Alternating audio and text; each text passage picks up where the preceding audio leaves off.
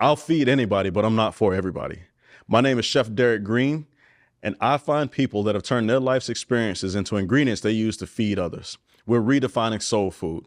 These people have turned their adversities into their advantages. This is the Sauce of Life show, and let's go. Stefan Junaeus, welcome to the Sauce of Life, brother. Derek, good to see you, man. Excited to be here. Likewise. The Sauce of Life is about people that have taken their life's experiences and turned those into ingredients that they use to feed others. It's a redefining of soul food. With that being said, Stefan, please introduce yourself to the world. Yeah, for those of you who do not know, my name is Stefan Junaeus. I do a couple things. Last year, I wrote a book called Your Breakthrough Year that helps people really build a vision for their life and to move forward in the world every year. And so I do that. I also own a company called Signature Message. And I'm also the editor-in-chief of Thought Leader Press, which is an author community. I work with authors all over the country. And then I also have my love. Congregation Family is the church. So I'm a senior leader at the Congregation Family, along with my uncle Tim Storey and my wife and my mom Paige Junaeus. And so I am overly blessed to be, just adding value to people. Man, awesome, bro. When you come from roots, like you're saying, I mean, I know you just let it just casually roll off, but your mom is Paige and your uncle is Tim. Like, how was that growing up around influences like that? Such powerful figures. Yeah, it's a great question. So I recently got to, it was Tim's birthday not that long ago, and we celebrated in Nashville because he speaks at Aspire. He was speaking at Aspire Nashville. And so we did a really cool birthday for him. And I got to speak about this. And the question they asked me of what was it like when I was a kid, having Tim Storey as my uncle. When you're a kid, Tim is like a superhero. Like he really was. I remember the first time I ever got to go to a Clipper game and sit in the VIP section. That was like a Tim Storey experience. Or when I was, there was a certain year, it was impossible to get a certain Power Ranger toy. It was the white Power Ranger. Me and my cousins were like obsessed with it. And so I remember we called Tim. It was sold out nationally, and he knew somebody who worked for the company that produced it. That ended up like he made a call and we ended up all getting those toys. So, Tim, when I was young, he was really kind of this superhero-like figure, incredibly charismatic, empowering, motivational, as someone who was speaking on some of the biggest stages, but also kind of this larger than life individual. As I got older and we started to work together and just build, a relationship, as peers, colleagues, and him being, a mentor of mine over the years, I would say that the one thing I really, really got from Tim was modeling success. And so I think about this a lot, like just even as a pastor, you talk to folks and, most of what people think is possible is based off of the set of experiences that they've had. And so, they come from a certain neighborhood or they have a certain type of family, or maybe the people around them had certain jobs. And so they kind of project onto the future certain goals that are informed by the world they grew up in. And so I think so many folks, one of the biggest things that holds people back, it's not so much that they don't desire to be successful or move forward. It's actually a lack of imagination. They just haven't seen anybody in their world model a certain level of success or do certain things.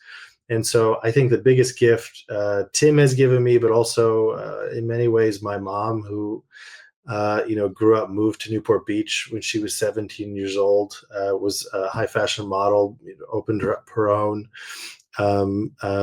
really successful interior designer. She's designed large estates to different hotels she's done.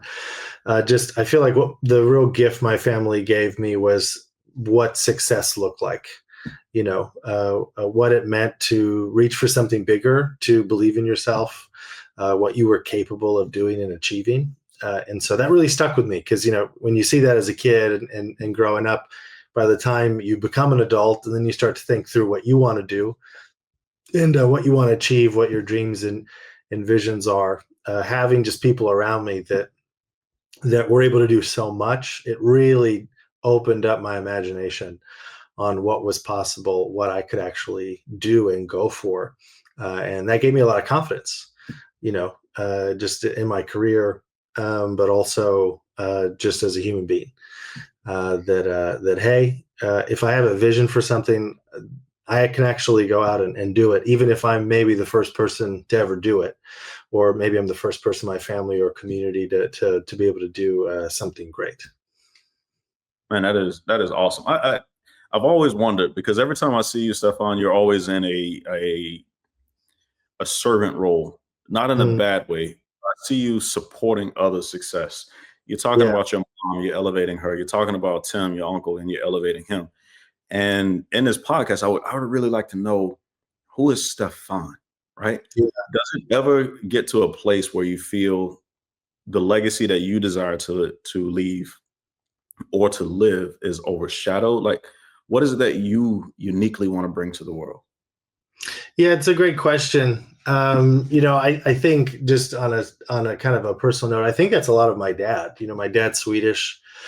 My dad kind of raised me with this ethic of you treat everybody the same. And so, if he was in a green room, he was just as kind to the folks serving coffee and the ushers as he was to whoever was famous. And so that's just like bred in me ever since I was a kid. That's like maybe a core value of just kind of seeing people for people, and that being separated from anything that they've achieved. I think in terms of me, what I'm really passionate about, I really love seeing people win. To be honest, I think that there's nothing like coming alongside someone informally or formally and being the difference, being a force of encouragement, being someone who can actually help them increase their impact. And so I feel like that's so much of my life. So as a pastor, I tell our church all the time that Christianity is a team sport. And so I win if you win. And so we run the race of faith in a way where the most people possible cross the finish line. And so, pastoral care is all about of just seeing yourself as one member of what I call, the people of God, being a citizen of heaven, and helping people win. I found that kind of lane, even in my book, Your Breakthrough Year. So, the real driver of the book, why I wanted to write it, was that, I have, as a writer, I've ghostwritten over 50 books. I've spent a lot of time developing coaching programs. I've done coaching with Tim for Fairmont Executives, Live Person, AI, a lot of kind of bigger companies. And so at this point in my career, we've developed over 100 different coaching academies. And so I've spent a lot of time really thinking about the process of growth and how to actually grow and develop and be successful.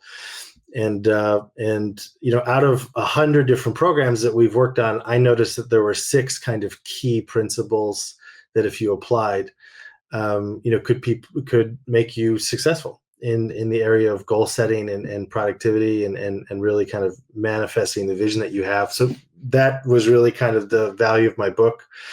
And then, just even the CEO of Signature Message, I work predominantly with authors, right? And so a lot of what I do is helping, high impact, high growth minded experts, thought leaders, entrepreneurs, folks that have nonprofit organizations that have big vision. They want to make a big impact. And what we do is we essentially take their signature message and put it into a professionally published book.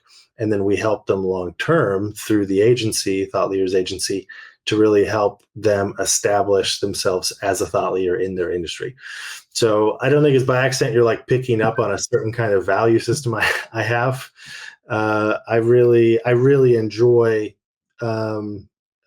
whether I'm helping an author, and working in publishing, all the way to what I do as the church. I love being able to help people and kind of coming alongside them and really being that ultimate partner, so they can change their family or build their business or whatever it is. And you do a good job at it. Yeah, thank you. Because I've read some of the books that you've written, and I've talked with some of the people that you've worked with in order to extract that message out of them. And you're always elevating people. Yeah. When was it for you? Was there a specific point in your life where you decided to become a pastor, where you knew that you were just going to be this servant leader? Yeah, I actually think this is a great question. I think I realized, I saw a lot of folks growing up who were so hungry for the stage and the limelight. That was like their big, big thing. And I think that there's a value to that. I'm someone who speaks over 65 times a year on stage. So, and I'm an author, and that is a really big part of my life. But I really realized that if you spend time trying to add value, that would produce the most amount of opportunities possible. And so, if you want to increase your income, becoming more valuable to a certain kind of clientele is 100% the way to go. If you want to move up in an organization, finding ways to become more valuable to the company or the team, coming at it from that point of view, instead of going and asking for a raise, asking a boss, how could I be more instrumental, more valuable to the strategic goals of this company?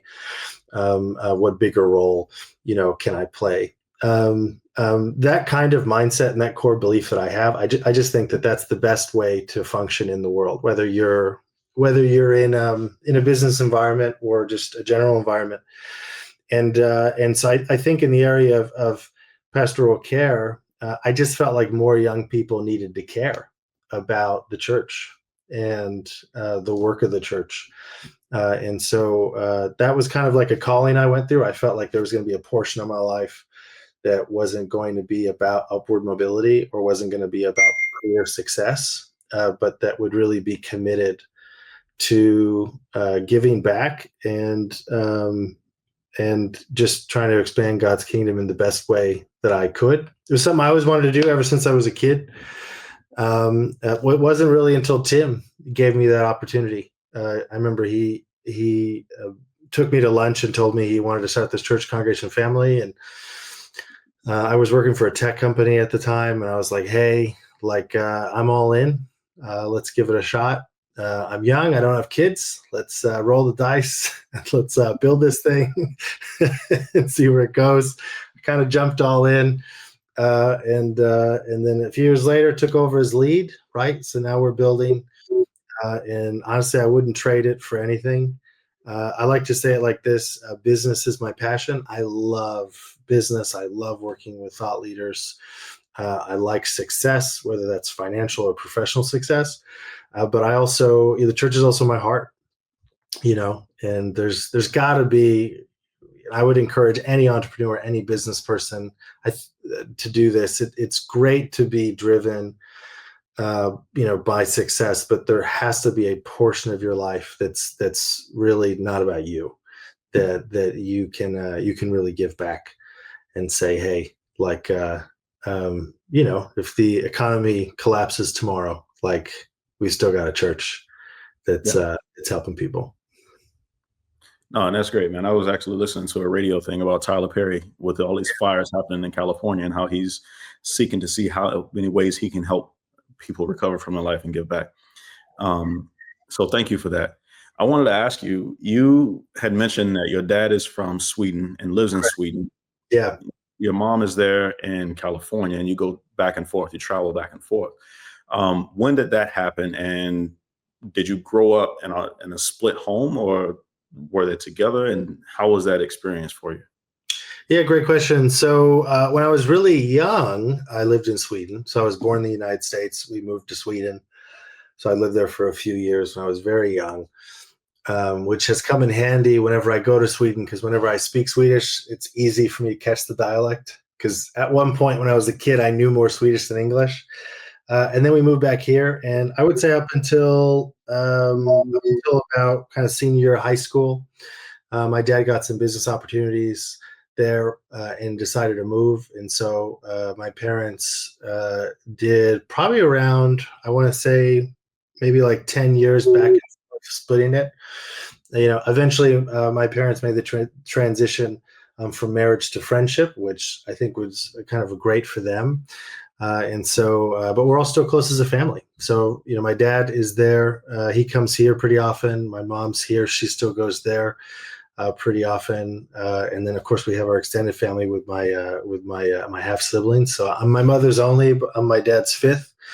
I am really thankful for just having two different parents in, two different cultures, because I think one of the things it gave me a very strong sense of what it meant to be American. This identity of the States. If you grow up as an American, like, you don't know what's American, right? You only know like what you know. But going to Europe a lot, I mean, I've been to Sweden a lot of times. I stopped counting how many times I flew over the Atlantic, around like 50, and I think I was like, I don't know, 13 or something. So I've been to Europe a ton. I go a couple times a year. But I think it just gave me just a sense of perspective. The world is a really, really big place. To this day, still love traveling. I find traveling therapeutic, because whatever is going on in my life, once you travel, you just realize how big the world is and how small your problems are. And so, yeah, traveling to me still is just great. And I'm so thankful, even culturally, that I get to pull from two different cultural value systems, right? To be American, but also in many ways to be Swedish has been a real gift. That's great, man. And you're one of those people that are uniquely situated to have this conversation with, because I feel, so I'm not a religious person. I'm deeply spiritual. I talk with God all the time. Yeah. But I feel that there are two situations in life that really give you a chance to redefine who you are. Yeah. And the first one is when you accept a religion like Christianity, when you become a Christian, because you can walk into a church. And this was something that I observed so many times growing up Southern Baptist. There would be people that I would have seen out on the street corner, or selling drugs, or using drugs, or prostituting, or doing all kinds of things. And then in church on Sunday. Yeah. And the preacher singing that song, "Come to Jesus," and everybody's walking in front and the same person, and they can switch their life just like that. Yeah. And I've always admired how from childhood, how that person, if they moved to another town where no one knew about their history or their past, they can redefine who they are. Yeah. And travel is the other one. You can decide, like, I'm snowbirding right now with my family. I'm in Houston, Texas. Nobody knows me here. Yeah. And so it's like, who are you? I am who I say I am. It's just, is that. So for you to grow up with that perspective and being around the level of influence that you've had all this time around successful people, I can see how that shapes you today, or imagine how that shapes you today. What's the impact on your kids as it relates to that? Like, do they grow up around that too? You travel with the family, or are you traveling alone? Yeah, I would definitely. So when I was a kid, my parents took me everywhere. Like, it was like my dad strapped me to a baby Bjorn, and they just rocked. So like I was on planes. I was in restaurants.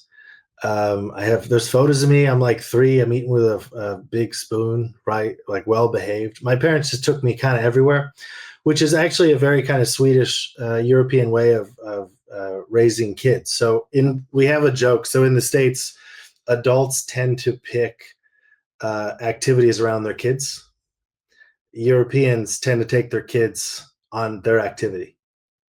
So it's a little bit of a different thing. So sometimes it catches me off guard when I have friends who are American, from the United States, or we'll be together. And I'm always like, why are we picking? We have to like build the day around the kid. Like, there's other things. That's like that was the way I was raised. My parents just took me everywhere.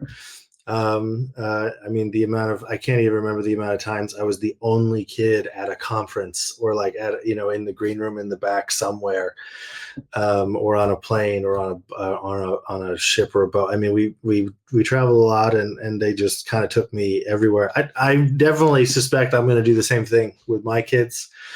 I think that, and the reason for that is, you want to, and grain of salt, because I don't have kids yet, but I my hope would be that I could prepare them for life. And, we live in a global world. The ability to travel, I think, is a really great gift that we have in the modern world that most people, in the history of everything, have not been able to have. And so, Yeah, my hope would be to just increase their exposure. To take them on as many trips as I could, and expose them to different cultures, foods, art, literature, types of people in society, people in education, people in business. So they can kind of decide what they want to do. Man, I just want to point out something really fast that is beautiful. For anybody that watches this, just go back and listen to the last 3 minutes of Stefan talking after I asked the question, because I realized after I'd asked him about his kids that he doesn't have kids. And in my head, I'm going, oh, he doesn't have kids. And what I love is your ability to tell a story, and it just highlights just how much you Mm. exist in a positive mindset about building other people up. Because you could have just come right back and been like, I don't have kids. What are you talking about? Or Yeah. something like that to correct it. But you didn't. You're a storyteller. And so you took the listeners on this journey where they could continue to track your story. And towards the end of it, came back around and like, I don't have kids, but I will do this when I do have kids, blah, blah, blah. And as you said, I was listening to you and I'm like, oh, he is good. Like, I'll take the compliment. he is really good. So kudos, bro. Like, yeah. Appreciate it. Thank you. The first time I ever met your uncle, I know I said this isn't about your uncle, but I just have to share this story. The first time I ever met Tim was at a retreat in Orlando. And I wasn't initially supposed to be at that retreat, but I had just come out of Grant Cardone's America's Next Great Speaker down in Miami. Yeah, of course. And a friend of mine was at the retreat and he said, you have to come. Mm. And I said, no. And he's like, oh, well, you're coming. Anyway, I go to this retreat. Tim was the final speaker at this week-long retreat. And he came in and he gave this talk about the green room. Mm.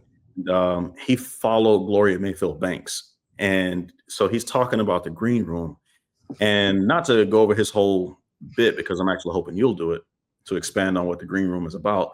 But basically was asking who's in your life that shouldn't be there. Who are the people that when you're about to step on your biggest stage are detractors from your success versus enablers of your greatness?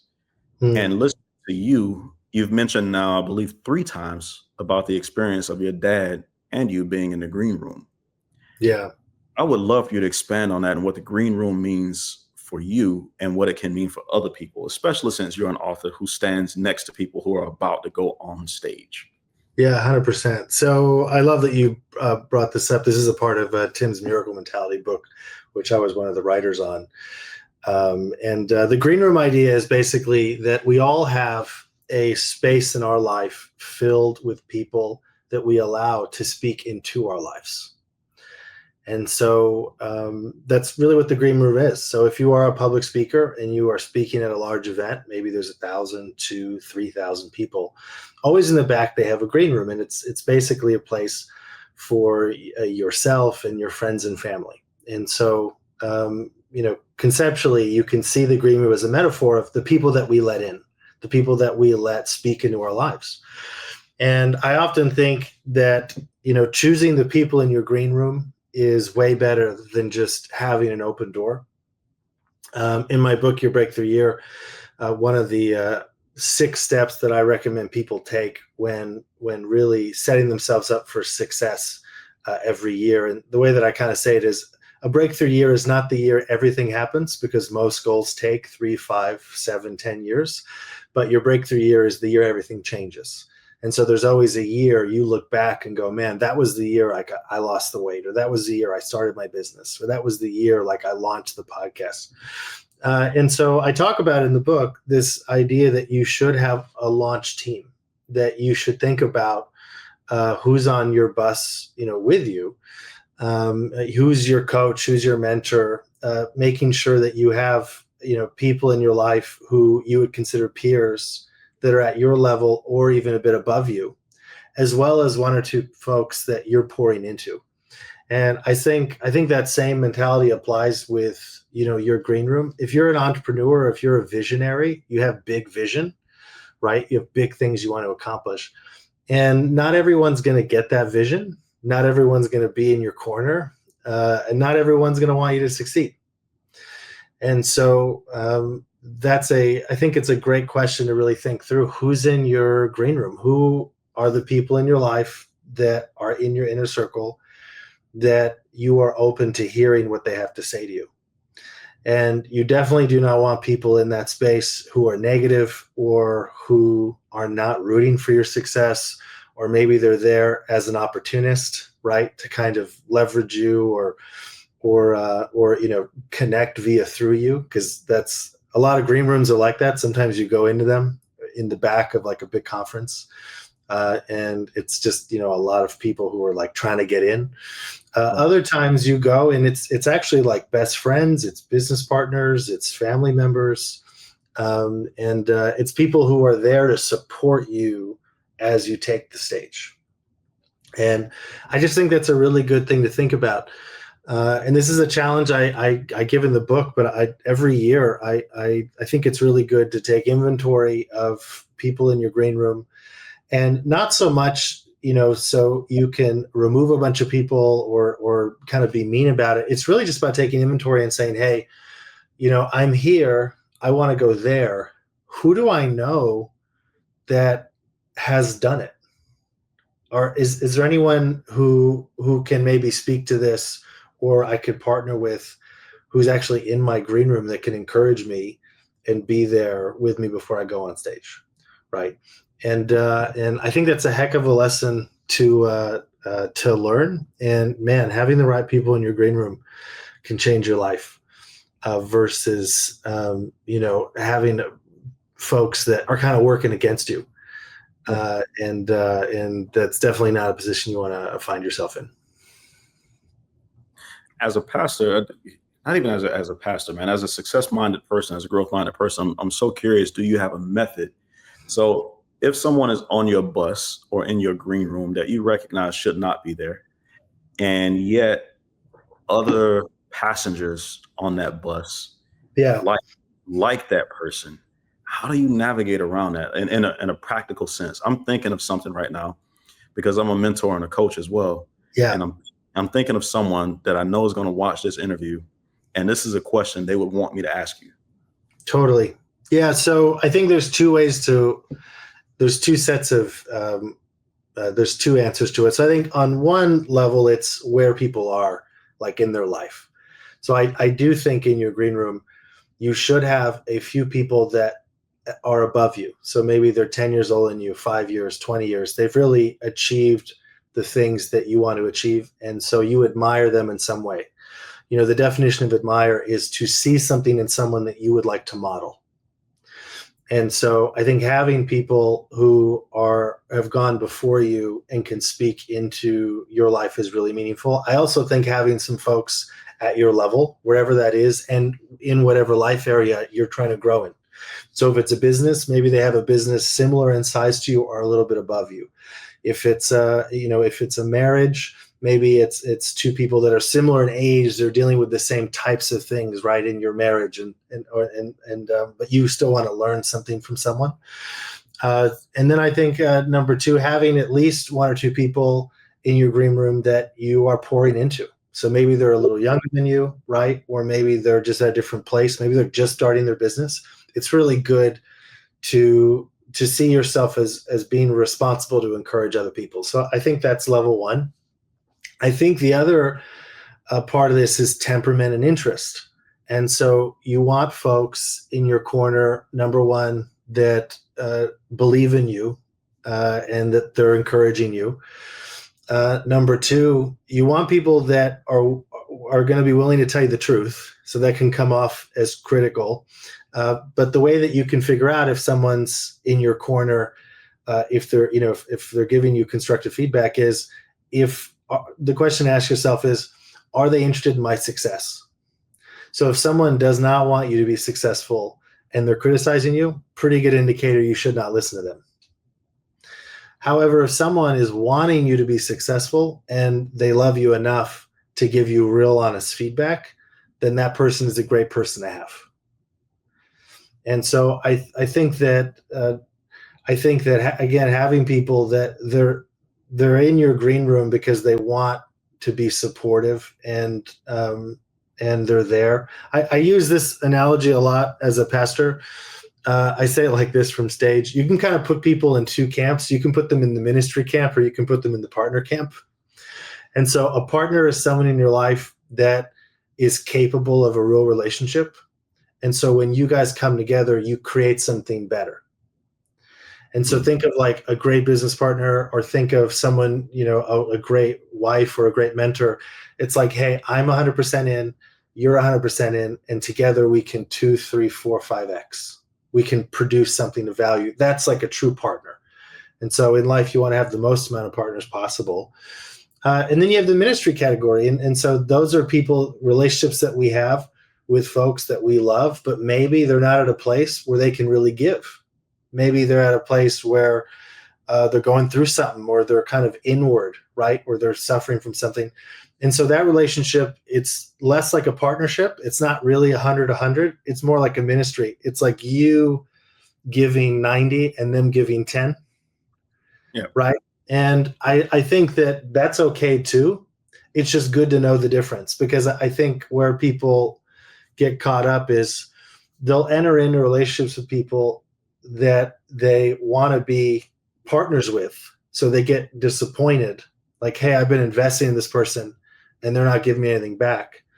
When in reality, it should be more of a ministry relationship. Hey, maybe God has just called me to just pray for this person, to be kind to this person, to encourage them. Maybe I just should be a positive force in their life, but I'm not necessarily expecting that the level of care I'm going to give is going to come back. And just having, I think, both is to me, that's been very helpful to think about it that way. But yeah, surrounding yourself with folks that desire for you to succeed and see themselves on your team. That's who you're going to want in your green room. Man, bro, you're talking to some people. Yeah. Hopefully that blesses somebody. You're talking to some people. I actually have an event this weekend, and I'm trying to figure out, as you're talking, how I can chop this up and be able to present that to them this weekend at this mastermind group. You're speaking to some people. So thank you for that. I appreciate that answer. You'd mentioned that your wife is in your green room, your partner. 100%. Right? Do you mind talking about her a little bit? Yeah, 100%. Yeah. So that conversation wherever you want to, brother. Yeah. So, I mean, I got exceptionally lucky. So, Callie, my wife, we started as best friends. We started as friends, became best friends, and then dated, and then fell in love. And I got lucky in that regard because, when you start off as friends, they kind of know all your stuff and you know all their stuff. And so your relationship is really like a foundation of friendship. The thing about my wife is, pound for pound, I tell her this all the time. She is the most talented person I've ever met. Just pound for pound. She's done, she was in Sherry, Rock of Ages with the whole Broadway creative team. She was in the Netflix show Girl Boss. She's done television. She was, performed at the Kennedy Center when she was in high school. I mean, she's just an incredibly talented singer, songwriter, dancer, performer. But she's also incredibly great with people, and she has such a high degree of empathy, but she's such a good communicator. She has this ability to really disarm people and to see people. And so it didn't surprise me at all that she, after, she spent the majority of her time in performing. She still does some performing, but as you grow older, your interests change. You want to expand what you're doing, right? You want to increase your kind of impact. So now as a marriage and family therapist working in Newport Beach, it's great to see her just help so many folks in ways that I could not. She's not allowed to give me therapy because that's not something they're allowed to do. But I'll often ask her, I'll be like, honey, psychoeducate me, like explain to me like this, because I don't have the schooling, I don't have the teaching on this. I've maybe read about it, but you're like a pro in this. And so I think for me and my wife, just in her being in my green room, I think as a male, she brings this energy into the house and this kindness that I think I so needed just as a guy. And then I think number two, man, she believes in me more than anyone I've ever met. And I tell her all the time, honey, I'm the president of your fan club. I go, the next show you get or the next big project, I will be there with a sign obnoxiously big to support you. And, I think that I encourage a lot of young, we kind of live in an age where like a lot of young people, they kind of maybe look down on marriage and kids and all this. And I would just think, I like to encourage anybody who's looking into that to say, you really need partners to build anything scalable. And I think what's true in business is true in family. You talk to any business person ever, they will tell you without the right team, like they're not going to move past like a few $100,000 a year. Like you need a team. And so I think the same is true in family. And so having kids, partners, grandkids, and basically having like a team and being able to create like a family and a legacy as a bigger project, I think is one of the incredible benefits and blessings that we have in life. Man, that's awesome. And I absolutely agree with you. As a business owner, as an entrepreneur, it wasn't until I was able to get a good team around me that I was able to begin to truly see the benefits of business. And I tell people that 2024 was literally my best year, Stefan. It wasn't all, peaches and cream. Yeah, it's never easy. Yeah, looking back at it and realizing that everything happened for me and not to me, it was the best year ever. And I was able to take, the people that called me dumb or criticized me for walking away from a pension for the rest of my life in the military, 3 years shy of that completion. I want to go back now and tell those people, like I was able to take my annual revenue that I was generating in the military and turn that into monthly revenue and then surpass that. And then this year, I'm looking to do that same thing again. Can I take the amount I grossed last year and turn that into a monthly revenue this year? Yeah. But it takes a quality team to do that. Yeah. You have a team and you have some big goals because you stated that you just secured this license for TEDx. Yeah, TEDx Newport Beach. Yeah, man, go for it. Let's go. Yeah. So, I'm it's interesting. When I started in publishing, I really thought my job was about books, and we do books, but I realized that my job was really about relationships. And so last year we do X amount of books a year, and a lot of our clients have been getting bigger and bigger. And so we said, how could we add more value? We have all these great authors on the label. How could we bring authors together so they could really 10x what they're doing, so they can share podcasts, so they could book each other on stages, they could do business together. And so that was the origin of this big vision I had to create something called Thought Leader Press. And so Thought Leader Press is a publishing label that we have. It's an invite-only label. So we do books via Signature Message, my company, and then a percentage of them we invite to the label with the real goal of just bringing authors together who are high impact. They have really great things they want to do and really facilitate a connection, but also stages. And so we begin to think through like, hey, if we have this great label and we're onboarding, an extra 20 authors a year who are doing all these cool stuff, and how do we connect them? And then how do we add more value? And so part of it's going to come in the form of us having private events and retreats where we bring authors together and do fun stuff together. A second piece of this is to create our own stages. So we're doing something called Thought Leaders Conference, Q3 of this year. It'll be our first one, and then we'll do it annually. We also have plans in the work to do Thought Leaders Stockholm. So we already have a team being built in Sweden, which is super cool, entrepreneurs to have that stage. And then TEDx Newport Beach, me and Rob Mallon. Rob Mallon is an amazing guy, has an incredible company. We're actually partners in building his business called Transformation Nation. We're doing we just did his book, Ignite the Stage. We're doing his new book, Walk, Pray, Rest. And so he came to me and told me about what he wanted to do. And I said, I'm all in. And so, this year we're having TEDx Newport Beach, which will be amazing. 2025 speakers of just from our network, with the goal of relationships, of bringing together folks so they can build together and do amazing things. My big vision is I would love it in 36 months. We have 100 high-level authors on the label that all have podcasts, that they all have of stages that they're doing. And then we're actually like masterminding and just creating new events and then helping each other. I'll give you another example. We're doing a book right now called Mavericks with Chris Yeagle, an amazing Army officer. He was the SWAT team commander in the military police. I graduated from West Point, ended up having a big career. He's done TED, Disrupt. He's taught at Columbia University and some other great schools. So we're doing a book called Mavericks. We asked 12 military leaders and some other guys to come in and all write chapters.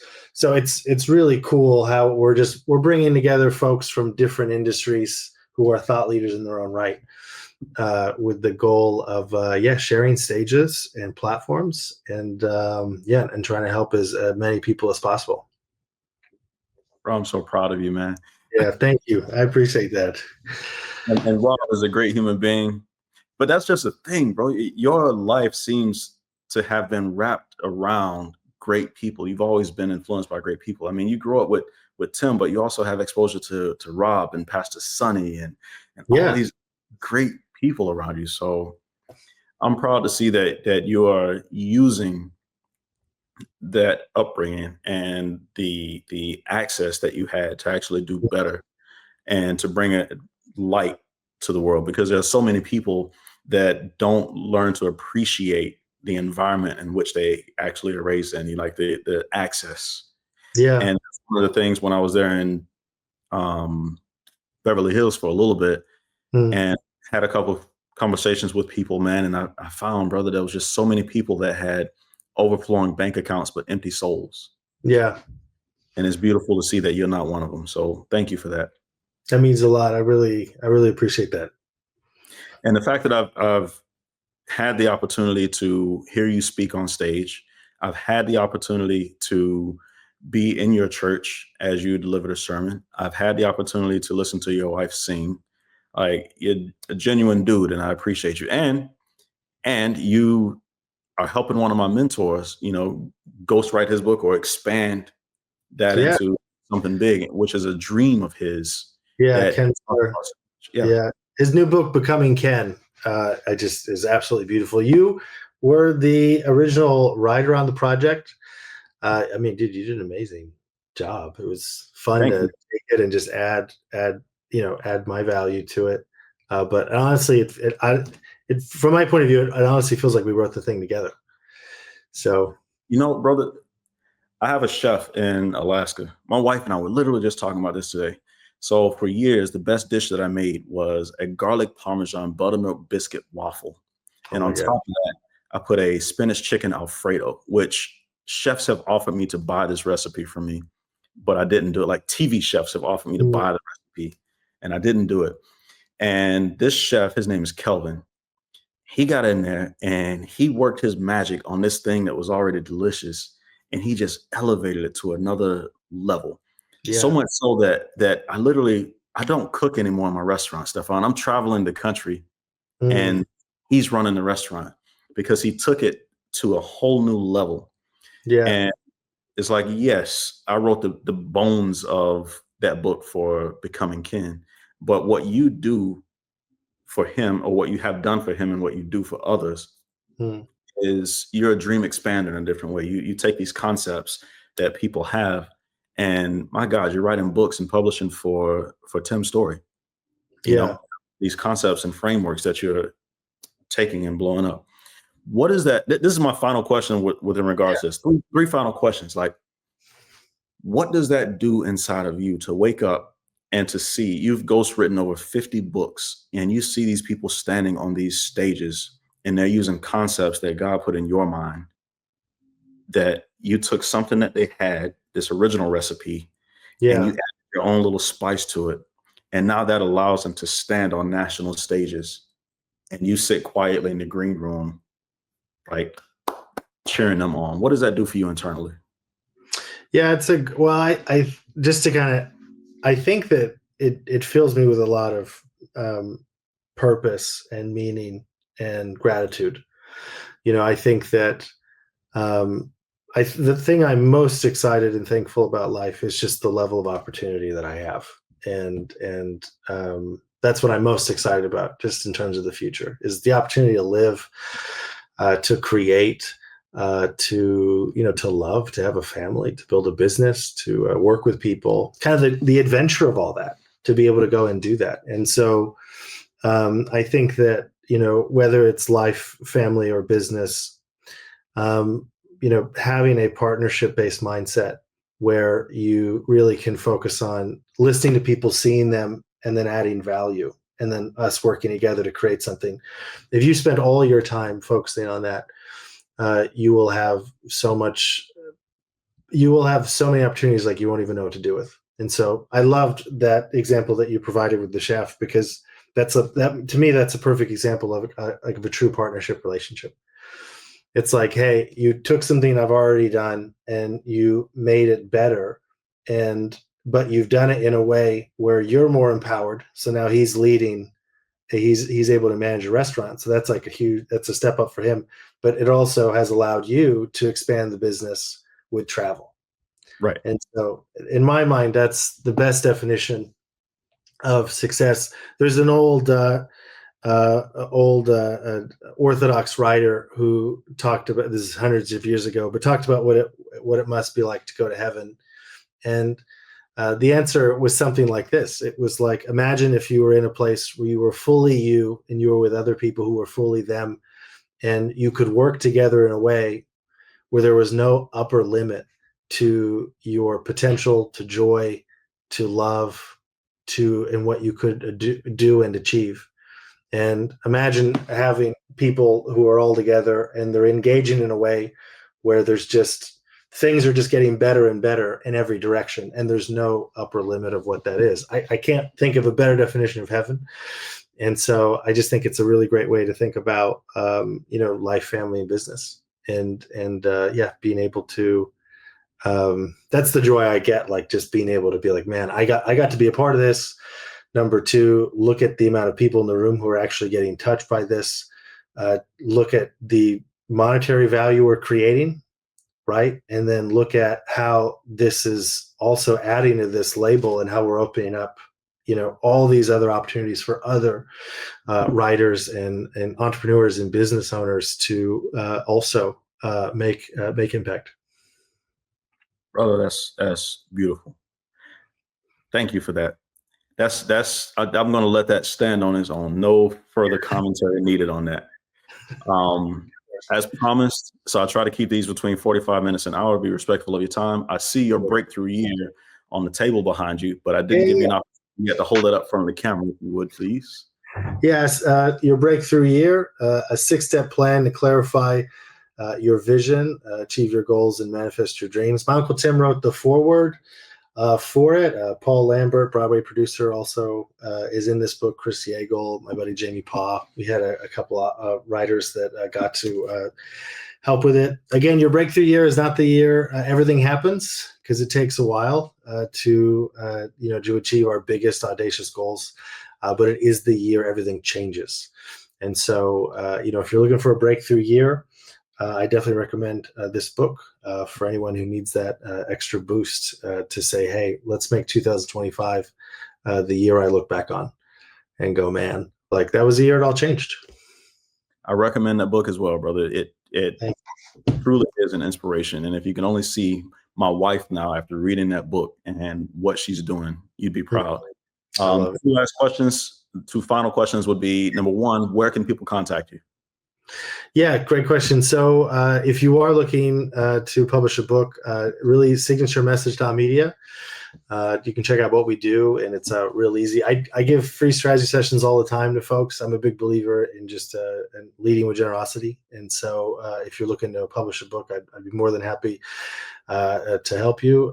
But if you want to learn more about your breakthrough year, your breakthrough yearbook.com, and then, of course, congregation.family as well. Okay. And then final question, Stefan Junaeus, if this were the final time that you and I spoke, or the only time that someone from my audience got a chance to hear you speak, what would you want us to walk away with? I would say, if you do anything this year, find ways to be useful, find ways to add value.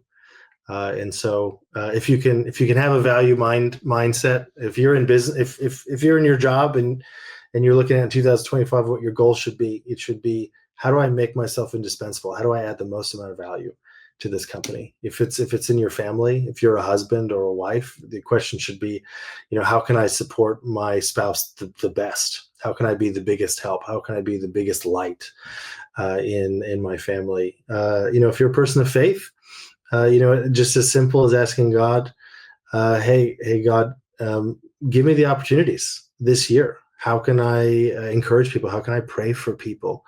How can I just be a bigger impact for good?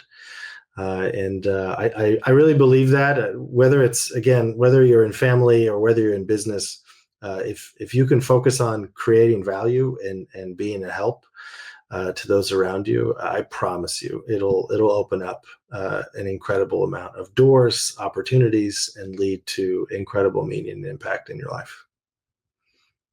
Brother Stefan Junaeus, I appreciate you. I appreciate your time.